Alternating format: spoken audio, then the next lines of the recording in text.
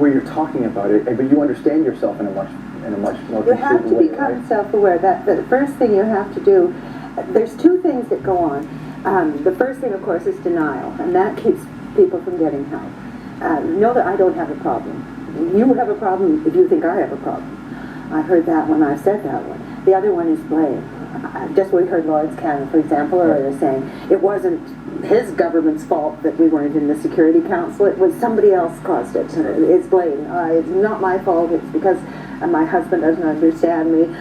Whatever. Your job, whatever. You take it outside of yourself. You have to take it in. And even though wasn't responsible for that, when the mania made me act without even thinking, even a tiny second before I acted, my brain was racing so fast with all the energy of the dopamine in it that I couldn't connect. It's called medically impaired insight, and it's a terrible place to live in. It really is destructive.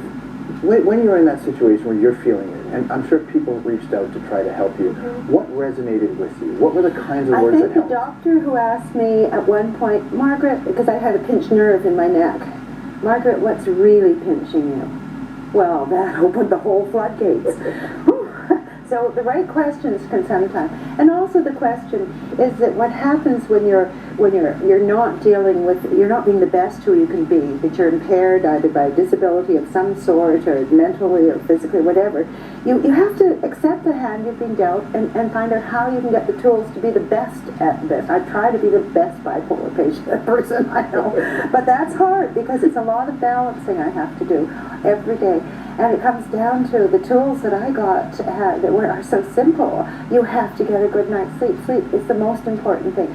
My doctor won't give me medication to put me to sleep. She said it doesn't work after 2 weeks. You can have that when you're in real anxiety, but normally no. She said just be tired when you go to bed.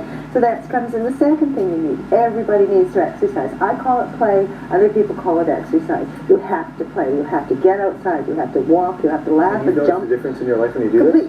Completely. But when you're depressed, the last thing you can do is be involved because you're not firing it. Without the serotonin in your system, the neurotransmitters aren't connecting, so you never feel good.